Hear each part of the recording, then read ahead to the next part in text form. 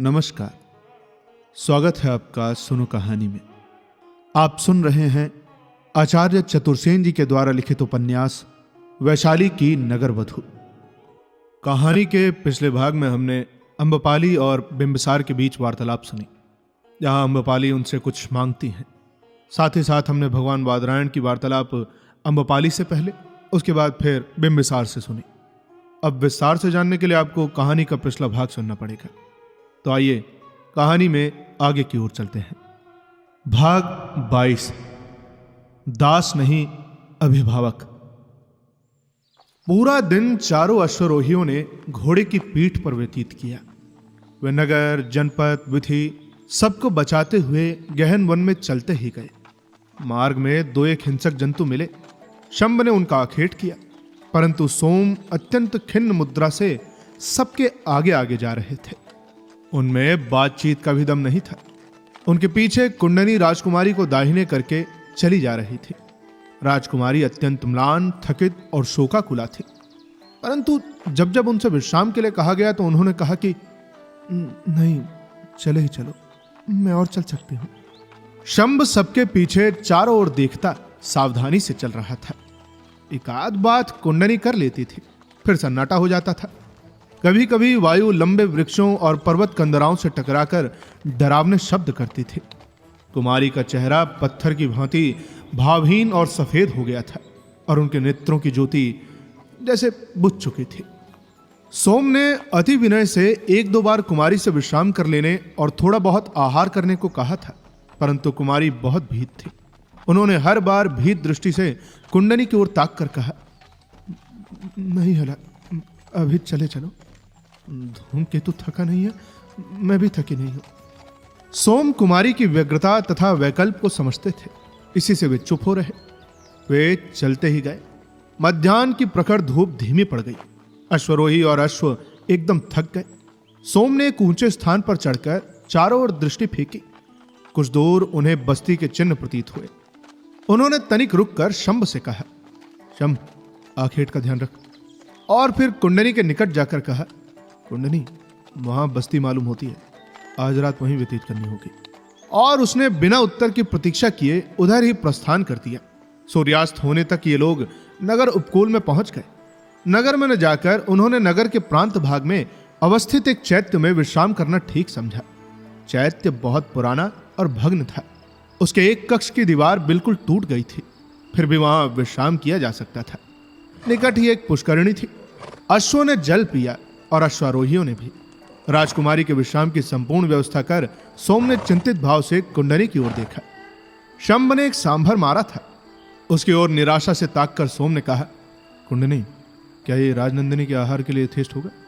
परंतु किया क्या जाए, नगर में जाने से कदाचित थोड़ा दूध मिल जाए, परंतु आज तो आखेट पर ही रहे। शंभ अपनी सफलता पर बहुत प्रसन्न था। सांभर बहुत भारी था। उसने जल्दी जल्दी राजकुमारी और कुंडनी के विश्राम की व्यवस्था की और हरिणी का मांस भुनने लगा। सोम ने कहा, तनिक इधर उधर मैं देख लूं, यदि थोड़ा दूध मिल जाए तो क्या पता। उन्होंने अपना बर्छा उठाया और चल दिए।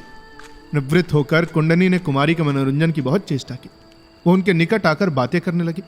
कुंडनी ने कहा, राजकुमारी प्रसन्न हो, भाग्य दोष से समय कुछ में जीवन में आता ही है, इतना खिन्न न हो राजकुमारी। खिन्न नहीं हो भला, लज्जित हो। तुम्हारे और तुम्हारे सौम्य दास के उपकार के लिए मैं कब कैसे बदला चुका सकूंगी। राजकुमारी, हम सब तो आपके सेवक हैं, आपको कभी सुखी देखकर हमें कितना आनंद होगा।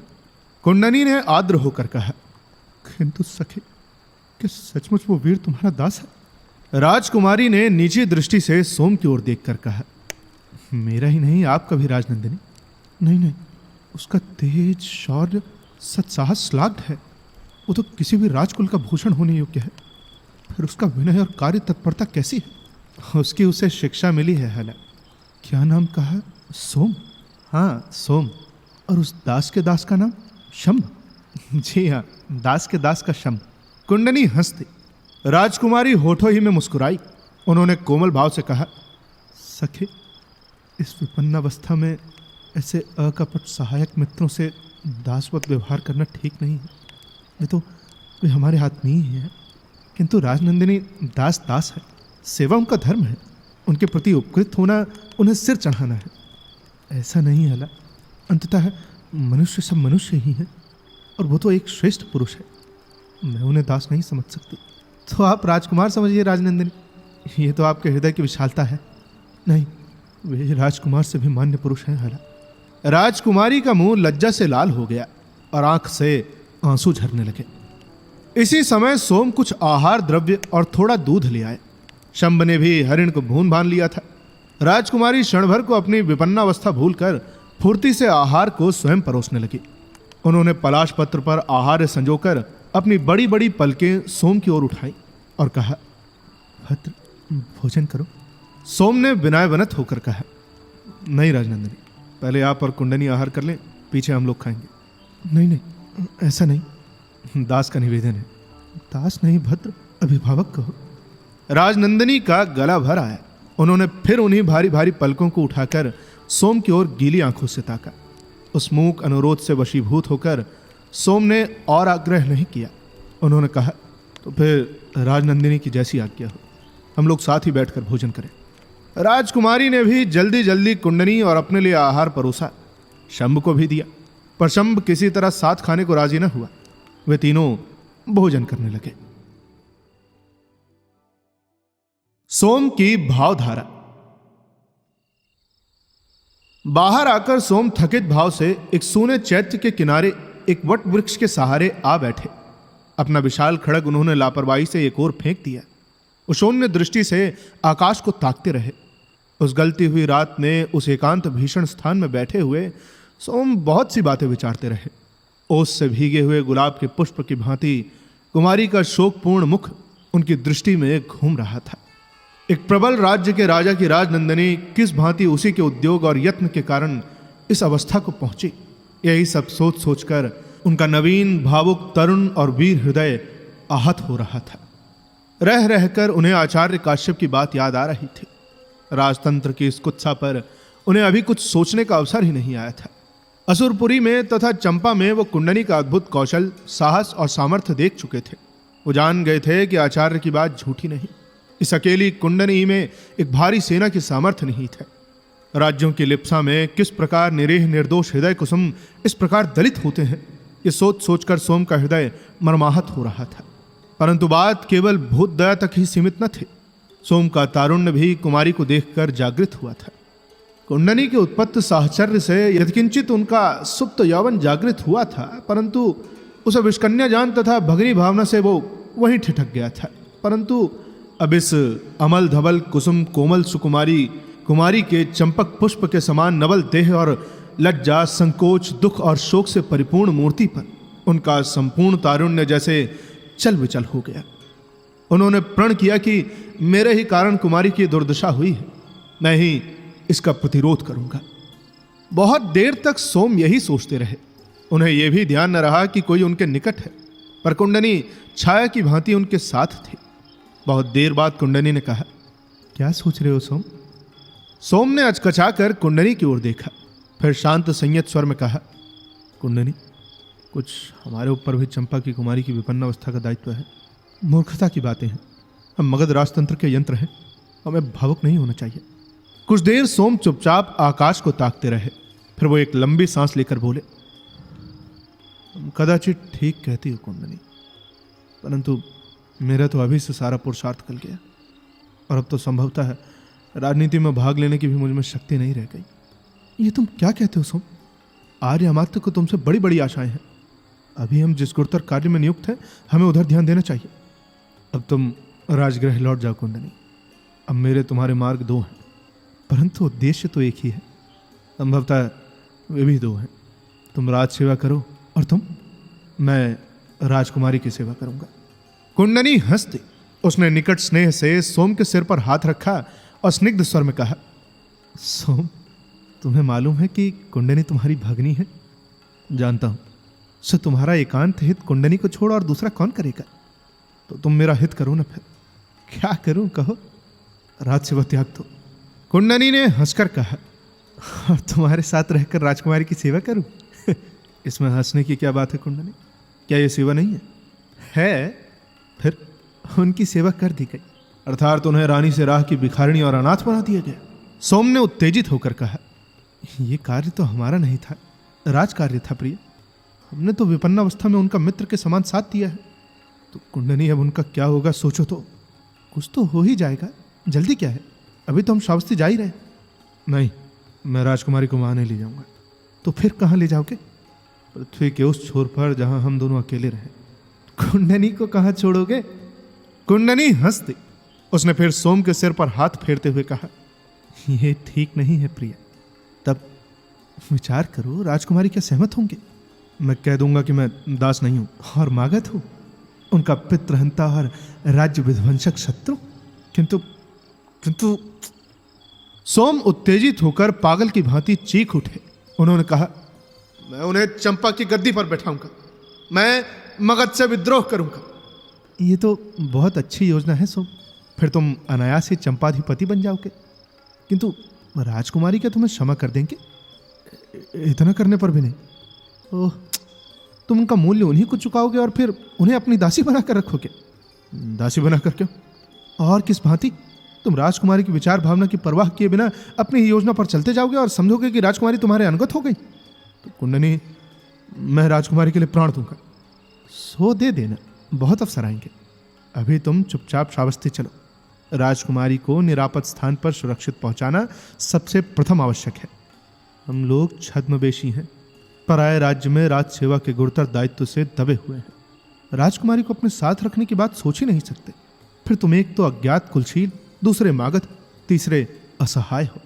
ऐसी अवस्था में तुम राजकुमारी को कैसे ले जा सकते हो? और फिर कहां? हाँ, यदि उनकी विपन्नावस्था से लाभ उठाकर उन पर बलात्कार करना हो तो वो असहाय अनाथनी कर भी क्या सकती है। परंतु सोम, ये तुम्हारे लिए शोभनीय नहीं होगा। सोम ने कुंडनी के चरण छुए। उनके दो गर्म आंसू कुंडनी के पैरों पर टपक पड़े।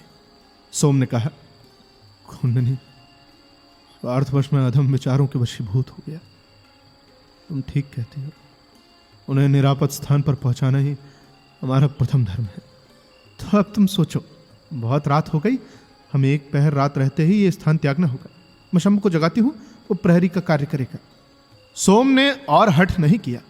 वो वहीं वृक्ष की जड़ में लंबे हो गए। कुंडनी ने स्नेहपूर्वक उत्तरी से उनके अंग को ढक दिया और फिर एक स्निग्ध दृष्टि उन पर फेंक कर मठ में चली गई। मार्ग बाधा। 3 दिन तक ये यात्री अपनी राह निरंतर चलते रहे। वे अब रात्रि भर चलते और दिन निकलने पर जब धूप तेज होती तो किसी वन या पर्वत कंदरा में आश्रय लेते, आखेट बुनकर खा लेते। श्रावस्ती अब भी काफी दूर थी। चौथे दिन प्रहर रात्रि गए जब उन्होंने यात्रा प्रारंभ की, तब आकाश में एकाध धौले बादलों की दौड़ धूप हो रही थी। पष्ठी का क्षीण चंद्र उदय हुआ था। राह पथरीली और उबड़ खाबड़ थी, इसीलिए चारों यात्री धीरे धीरे जा रहे थे। इसी समय अकस्मात सामने दाहिनी पार्श्व पर कुछ अश्वरोहियों की परछाई दृष्टिगोचर हुई। सोम ने कहा, सावधान हो जाओ कुंडनी, नहीं कहा जा सकता कि ये मित्र हैं शत्रु, दस्यु भी हो सकते हैं। उन्होंने खड़क कोष से खींच लिया। कुंडनी और शंभ ने धनुष पर बाण सीधे कर लिया। इसी समय एक बाण सनसनाता हुआ सोम के कान के पास से निकल गया। तत्काल कुंडनी ने बाण संधान किया। उसे संकेत से रोककर सोम फुर्ती से वाम पार्श्व में घूम गए। वहां एक चट्टान की आड़ में उन्होंने आश्रय लिया।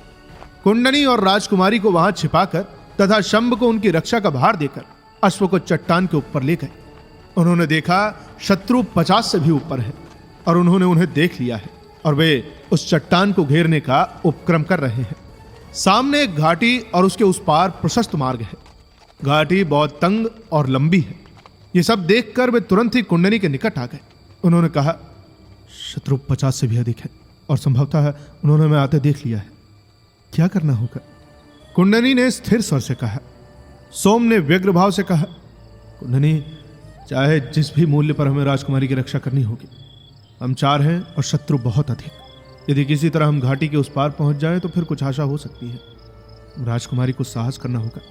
पहले तुम, पीछे राजकुमारी, उसके बाद शंभ और फिर मैं। इसी प्रकार घाटी को पार करेंगे। हम तीनों में जो भी जीवित बचे वो राजकुमारी को श्रावस्ती पहुंचा दे। मैं शत्रु का ध्यान आकर्षित करता रहूंगा। तुम तीर की भांति पार जाकर चट्टान की आड़ में हो जाना, ठीक है ना? अच्छा, मैं उधर जाकर शत्रु पर तीर फेंकता हूं। तीर की ओर शत्रु का ध्यान जाते ही तुम घूमकर घाटी पार हो जाना। मेरे दूसरे तीर पर राजकुमारी और तीसरे पर शंभ। समझ गए? इतना कह सोम धनुष पर बाण चढ़ा चट्टान की दूसरी ओर चले गए और वहां से कान तक खींचकर बाण फेंका। बाण एक योद्धा की पसली में घुस गया। वो चीत्कार करके पृथ्वी पर गिर पड़ा। कुंडनी ने एक मर्म भेदनी दृष्टि राजकुमारी पर डाली, अश्व पर आसन जमाया और एक एड़ मारी। सैंधव अश्व तीर की भांति छलांग लगाकर घाटी के पार हो गया। उस पार जाकर कुंडनी ने संकेत किया और चट्टान की आड़ में हो गई। सोम ने संतोष की सांस ली और कुमारी के निकट आकर अवरुद्ध कंठ से कहा, अब आप राजनंदिनी साहस कीजिए। आपका धूम्रकेतु असाधारण अश्व है। यही मैं तीर फेंकूं, आप अश्व को छोड़ दीजिए, ठीक है? उसने धूम्रकेतु की पीठ थपथपाई। राजनंदिनी ने दांतों से होठ काटे और उत्तरीय भली भांति सिर पर लपेटा। सोम ने बाण छोड़ा और राजकुमारी ने अश्व की वल्गु का एक झटका दिया। अश्व हवा में तैरता हुआ पार हो गया। सोम का मुख आनंद से खिल गया। अब उन्होंने शंभ की ओर मुड़कर कहा, शंभ, यदि मैं असफल हो जाऊं तो तू प्राण रहते राजकुमारी की रक्षा करना। शंभ ने स्वामी के चरण छुए। सोम ने फिर बाण फेंका। शंभ ने अश्व को संकेत किया। अश्व हवा में उछला और पार हो गया। अब सोम की बारी थी, परंतु अब शत्रु निकट आकर फैल गए थे। सोम ने अश्व को थपथपाया और एड़ लगाई।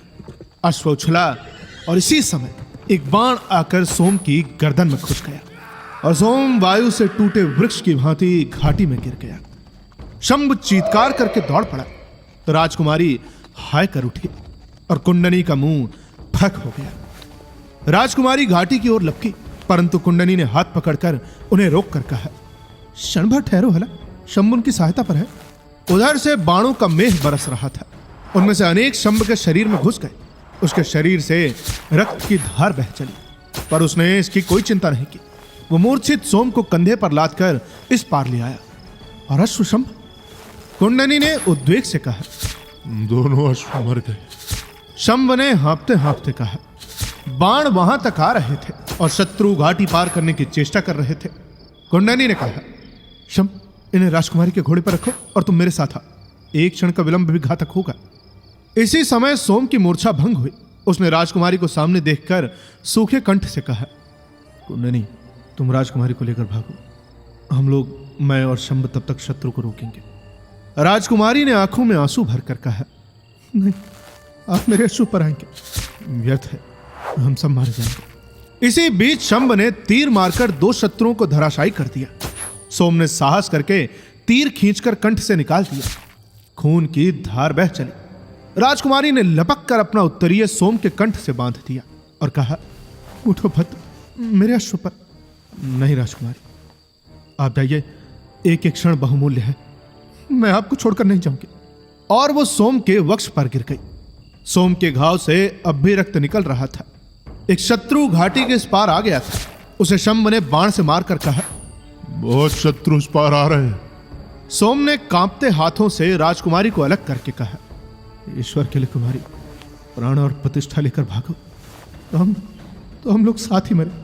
नहीं राजनंदिनी, इस अधम का मोह न करो, प्राण लेकर भागो। किंतु मैं तुम्हें, ओ कुमारी, कुछ मत कहो। जीवन रहा तो फिर मिलेंगे, पर मैं जीते जी तुम्हें नहीं छोड़ सकती। वो सोम के शरीर से लिपट गई। सोम ने सूखे कंठ से कहा, तुम्हें भ्रम हुआ है कुमारी, मैं मागध हूं, तुम्हारा शत्रु। मार्ग में पड़े हुए सर्प को अकस्मात देखकर जैसे मनुष्य चीत्कार कर उठता है, उसी भांति चीत्कार करके कुमारी सोम को छोड़कर दो कदम पीछे हट गई और भीत नेत्रों से सोम की ओर देखने लगी। सोम ने कुंडनी को संकेत किया और एक चट्टान का ढासना लेकर धनुष संभाला। कुमारी की ओर से उसने मुंह फेर लिया और धनुष पर तीर चढ़ाते हुए कहा, शंभ, तुम दाहिने, मैं बाएं। परंतु सोम बाण लक्ष्य पर नहीं छोड़ सके। धनुष से बाण छूटकर निकट ही जा गिरा। उधर सोम एक बारगी ही बहुत सा रक्त निकल जाने से मूर्छित हो गए। उनकी आंखें पथरा गईं और गर्दन नीचे को ढुलक गई। शंभ ने एक बार स्वामी को और फिर शत्रु को भीत दृष्टि से देखा। सामने कुंडनी एक प्रकार से राजकुमारी को घसीटती हुई अश्व पर सवार करा अपने और कुमारी के अश्व को संभालती चट्टान के मोड़ पर पहुंच चुकी थी। राजकुमारी अश्व पर मृतक की भांति झुक गई थी। शत्रु घाटी के इस पार आ चुके थे। कुंडनी ने एक बार शंभ की ओर देखा। शंभ ने उसे द्रुत वेग से भागने का संकेत करके सोम को कंधे पर उठा लिया और वो तेजी से पर्वत कंदरा की ओर दौड़ गया। एक सुरक्षित गुफा में सोम को लिटा आप धनुष बाण लेकर गुफा के द्वार पर बैठ गया। परंतु इतने तत्परता, साहस एवं शौर्य भी कुछ काम ना सका। शत्रुओं ने शीघ्र ही राजकुमारी और कुंडनी को चारों ओर से घेर लिया। भागने का प्रयास व्यर्थ समझकर कुंडनी अब मूर्छिता कुमारी की शुश्रूषा करने लगी। 10 में से एक ने आगे बढ़कर दोनों के अश्व थाम दिए। चंद्रमा के क्षीण प्रकाश में अश्वरोहियों को देखकर प्रसन्न मुद्रा से उसने कहा, वाह, दोनों ही स्त्रियां हैं। दूसरे ने निकट आकर कहा, और परम सुंदरियां भी हैं। मालिक को अभी अभी सूचना देनी होगी। उसने राजकुमारी को देखकर कहा, मालिक ऐसी ही एक दासी की खोज में थे। एक पुरुष ने चमक झाड़कर प्रकाश किया और कुंडनी से पूछा, कहाँ ना तुम? राही है, देखते नहीं? देख रहे हैं। तुम्हारे वे साथी कहाँ हैं जिन्होंने हमारे इतने आदमी मार डाले हैं? उन्हें तुम ही खोज लो। अच्छी बात है। यह भी संभव है कि वे लोग उसी घाटी में मर खप गए हो। किंतु तुम लोग जा कहाँ रही हो? हम श्रावस्ती जा रहे हैं। वो तो अभी 60 योजन है। इससे तुम्हारा क्या प्रयोजन है? हमें अपने मार्ग जाने दो। हमारा सार्थवाह भी श्रावस्ती जा रहा है। हमारे साथ ही चलो तुम। क्या बल से? नहीं, विनय से। वो पुरुष हंसकर पीछे हट गया। उसके साथ ही दोनों के अश्वों को घेर कर चलने लगे। कुंडनी ने विरोध नहीं किया। कुछ दूर चलने पर उन्होंने देखा कि वन के एक प्रांत भाग में कोई 50-60 पुरुष आग के चारों ओर बैठे हैं। एक और कुछ स्त्रियां भी एक बड़े शिलाखंड की आड़ में बैठी हैं, कुछ सो रही हैं। इनके वहां पहुंचने पर कई मनुष्य इनके निकट आ गए। एक पुरुष ने मशाल ऊंची करके कहा, वाह, बहुत बढ़िया माल है। स्वामी को अभी सूचना दो रे। इसी समय एक अधेड़ अवस्था का खूब मोटा आदमी आगे आया। इसकी लंबी दाढ़ी और मोटी गर्दन थी। वो एक कीमती शाल लापरवाही से कमर में लपेटे हुए था। उसने हर्षित नेत्रों से दोनों स्त्रियों को देखा और हाथ मलकर सिर हिलाया। तो तुम दास विक्रेता हो क्या? कुंडनी ने घृणा से होंठ सिकोड़ कर कहा, तुम ठीक समझ गई हो, परंतु चिंता न करो, मैं श्रावस्ती जा रहा हूं। तुम्हें और तुम्हारी सखी को महाराज को भेंट करूंगा। वहां तुम्हारी ये सखी पट्टराज महिषी का पद ग्रहण करेगी और तुम भी। संभवतः तुम अति दूर से आ रही हो और तुम्हारी साथिन रुग्ण है। अभी विश्राम करो, प्रभात में परिचय प्राप्त करूंगा। उसने दास को संकेत किया और उनके अश्वत्थाम उधर ले गया जिधर अन्य स्त्रियां बैठी थी। पहले उसने राजकुमारी को सहारा देकर उतारा, फिर वो कुंडनी के निकट आया। वो असावधान था। कुंडनी ने विद्युत वेग से उस पर हठात कटार का वार किया और द्रुत वेग से अश्व को छोड़ दिया। दास ने चिल्लाकर कहा, अरे पकड़ो, दासी भागी जाती है। अनेक पुरुष अस्त्र शस्त्र लेकर उसके पीछे दौड़े, पर कुंडनी उनके हाथ ना आई। कुछ देर में सब लोग हताश हो लौट आए। राजकुमारी का एकमात्र अवलंब भी जाता रहा। वो वहीं मूर्छित होकर गिर गई। अब कहानी में आगे क्या होता है, ये जानने के लिए आपको इंतजार करना पड़ेगा इसके अगले भाग का। जल्द ही मिलेंगे इसके अगले भाग के साथ। तब तक के लिए सुनते रहिए सुनो कहानी की अन्य कहानियां और अपना ख्याल रखिए। धन्यवाद।